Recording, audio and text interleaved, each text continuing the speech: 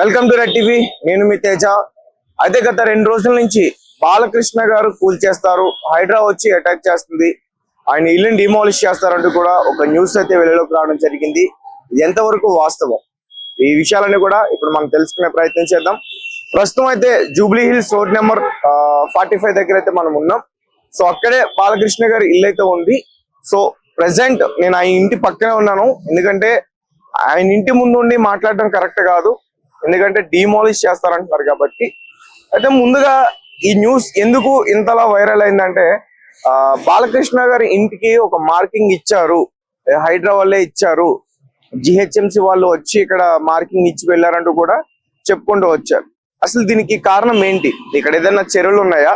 దీన్ని ఎవరైనా ఆక్రమించి బాలకృష్ణ గారికి అమ్మేశారా, లేకపోతే బాలకృష్ణ గారే ఆక్రమించారా? ఈ విషయాలన్నీ కూడా మనం తెలుసుకోవాలి. అయితే ఈ రకంగా మార్కింగ్ ఇచ్చారు, ఇక్కడ మనకు కనిపిస్తుంది కదా, ఈ రకంగా మార్కింగ్ ఇచ్చారు. అయితే ఇప్పుడు ప్రెసెంట్ ఆ గోడ దగ్గర లేదు, ఆ విజువల్స్ ఇంతకు ముందు తీసుకుని అయితే ఉన్నాయి. ఒకసారి మేము ఇవి మీకు పక్కన చూపించే ప్రయత్నం అయితే చేస్తాం. ఇదంతా కూడా ఎందుకు జరుగుతుందంటే, కేబిఆర్ పార్క్ చుట్టూరు ఉన్న భూ విస్తరణ కావాలి అంటే కొంచెం డెవలప్మెంట్ చేద్దామని, ఫ్లైఓవర్లు పెంచుదాం, అలాగే కొన్ని పాసెస్ క్రియేట్ చేసి డెవలప్మెంట్ చేద్దాం అని చెప్పేసి రేవంత్ రెడ్డి గారి ప్రభుత్వం నిర్ణయం తీసుకుంది. అందులో భాగంగా రోడ్ సైడ్ ఉన్న ఇల్లులు కానీ లేకపోతే షాపులు కానీ ఇవన్నీ కూడా తీసుకుంటారు అని చెప్పేసి చెప్తున్నారు. అండ్ బాలకృష్ణ గారి ఇంట్లో సగభాగం వెళ్తుందని చెప్తున్నారు. ఒక పక్క ఇటు సైడ్ పెట్రోల్ బంక్ కూడా ఉంది ఆయన ఇంటి పక్కనే, ఇది కూడా ఆల్మోస్ట్ అంటే తీసేస్తున్నారు.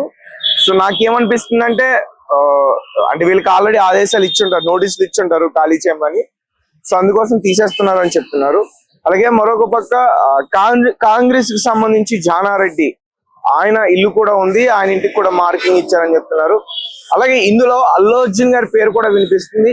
అల్లు అర్జున్ గారి పేరు ఎందుకు వచ్చింది అబ్బని ఆలోచిస్తే, యాక్చువల్ గా ఆయన ఇల్లు, అల్లు అర్జున్ గారి ఇల్లు కొంచెం ఒక 100 మీటర్స్ వెనక భాగంలో ఉంది, బాలకృష్ణ గారి ఇంటి దగ్గరలోనే ఉంది. అయితే అల్లు అర్జున్ గారి మామగారి ఆయన్ని ఇల్లు కూడా ఉందంట. అంటే అది ప్రాపర్ గా ఇక్కడ ఎక్కడ మాకు కనిపించలేదు. బహుశా ఆయన పేరు మీద ఏదైనా భూమి ఇక్కడ ఉండొచ్చు అని చెప్పేసి నేను అనుకుంటా. ఒకసారి చూద్దాం. ఇదంతా మనకి బాలకృష్ణ గారి ఫ్రంట్ మొత్తం కూడా కేబిఆర్ పార్క్ అయితే కనిపిస్తుంది. అలాగే మన మాజీ మంత్రి జానారెడ్డి నివాసాలు కూడా అధికారులు మార్కింగ్ చేశారు.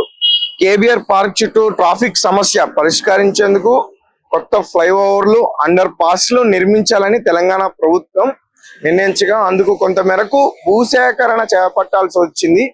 ఈ క్రమంలో రోడ్డు వెడల్పు చేయడానికి మరి ముఖ్యంగా గుర్తుపెట్టుకోవాలి, ఇది హైడ్రా అటాక్ అయితే కాదు, ఇది ఇక్కడ ఎవరు కూడా భూమి ఆక్రమించలేదు. ప్రభుత్వం వీళ్ళని కోరుకుంటుంది, అంటే కొంచెం రోడ్డు వెడల్పు చేయాలి, ట్రాఫిక్ సమస్య ఎక్కువైంది కాబట్టి ఆ రోడ్డు వెడల్పు చేయడానికి మిల్లులు సగభాగం పోవాల్సి ఉంటుంది. సో అందుకోసం మేము అడుగుతున్నాం అంటూ కూడా చెప్తుంది.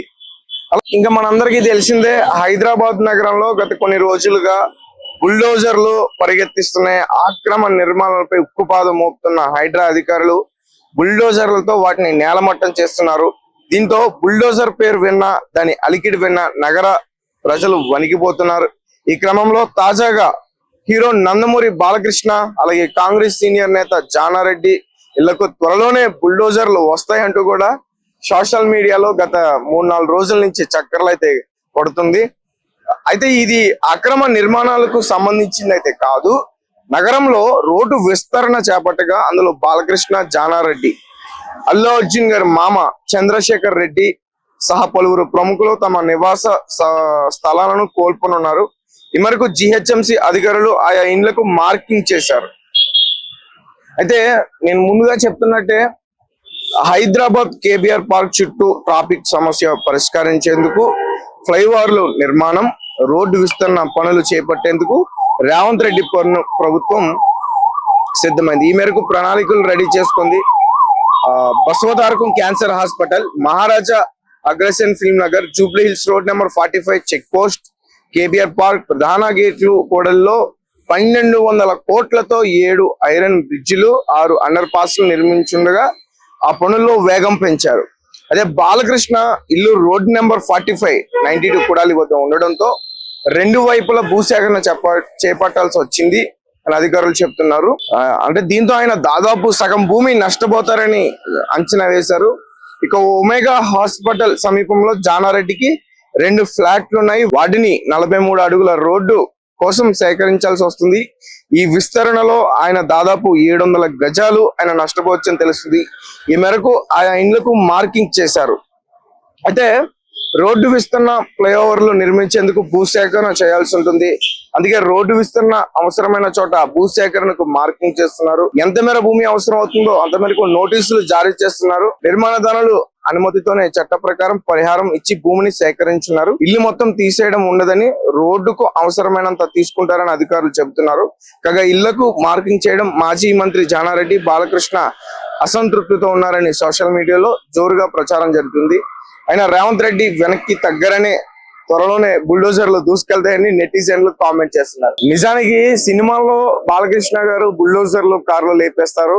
ఒకవేళ ఆయన ఇంటికి ఆయన పర్మిషన్ లేకుండా ఏదైనా బుల్డోజర్ వస్తే ఆయన రియాక్షన్ ఎలా ఉంటుందో మనందరికి బాగా తెలుసు. అండ్ ఇది హైడ్రా అటాక్ అయితే కాదు.